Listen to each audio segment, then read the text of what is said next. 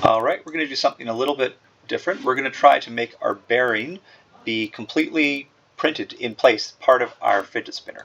That's going to allow us to make as many as we want, whatever size we want, and not be limited by those physical dimensions of the physical bearing. So mix things up a bit. I'm going to make a sketch on the front plane. You know I love the top plane, but today we're going to use the front, and there's a very good reason for that. We're going to start by making a line from the origin. This point's very important.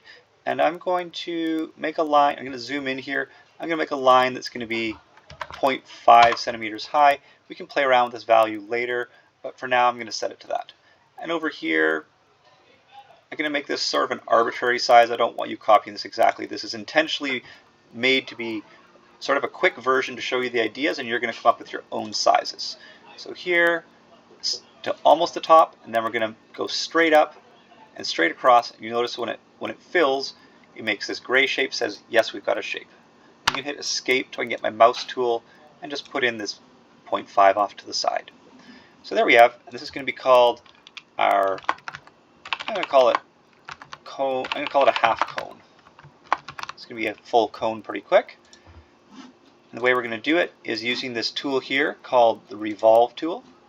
And I've got my half cone already selected. If you didn't, you would just go here and select it. And my revolve axis is going to be this vertical member we put in, and ta-da, it makes a 3D shape. So I'm going to call this the bottom cone. That's the shape we've made. Looking not bad. So next thing we're going to do, we want to have symmetry. So I'm going to use one of our symmetry tools. This one's called mirror. I'm just going to mirror this part, and for the plane, I'm just going to mirror it on the top. So let's try that again. I'm going to click on mirror plane, and I'm going to mirror it from the top of that piece, like so.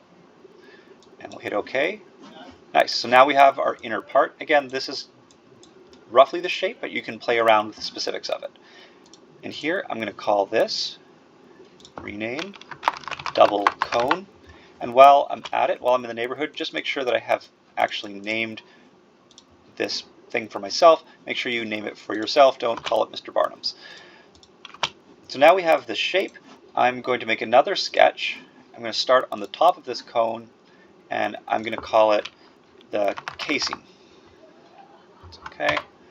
And we're going to make a circle from the top view, starting in the middle, and make it arbitrarily bigger than the inside circle. It doesn't really matter where. We can play around with that later. That's good. So then I'm going to do an extrusion. I want to take that drawing I just did, and I also want to reverse direction, but you'll notice it's only picked the outside of the circle. I want to pick the inside of the circle too, so it's going to make a full cone and a depth of 1 centimeter to match the height of that cone.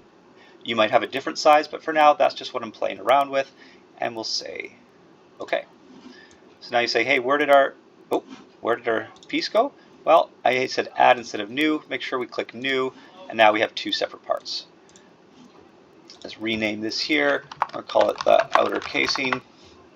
And you'll notice something here is kind of cool. We have two different colors. This is because we have two objects occupying the exact same space, and the computer isn't sure which one to use. Should we use the outer one? You should use the inner one. So it kind of selects both. And if we looked at the bottom, we should see the same thing because they are flush with each other and they're two objects that are existing in the same space. If we want to see what's inside, we can go up here to the view, and we're just going to change this instead of shaded here, we're going to say translucent so we can see what is inside of our shapes. It might be a bit disorienting, but it should be okay. And the next thing we're going to do is we want to cut out the shape from the inside of the other ones. We're going to use the Boolean tool, and we're going to do a subtraction. The tool is what's doing the cutting, and the target is what's getting cut. So if we do something like this, and I make sure that keep tools is selected because we do want to keep our double cone. If I didn't keep my tools, you'll see that double cone gets deleted. So we're going to do that. Ta-da!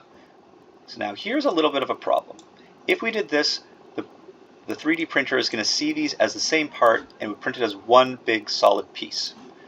So in our Boolean value, we want an offset want to offset all of our edges, and this is a number that you're going to play around with. We're going to do some experimentation of how much of a gap. If we did something ridiculous like 0.5 centimeters, let's see what that looks like. Oops. Let's undo that. Actually, if we did 0.5 centimeters, it would delete the entire outer piece, so that's obviously way too big. If we did something like maybe 0.05, we can see now it's created just a little gap here that when the print happens, there'll be some space for the inner double cone to spin within the outer casing. I'm going to click OK. Maybe that's too much, maybe it's just right, but we will find out. So now I have my two pieces.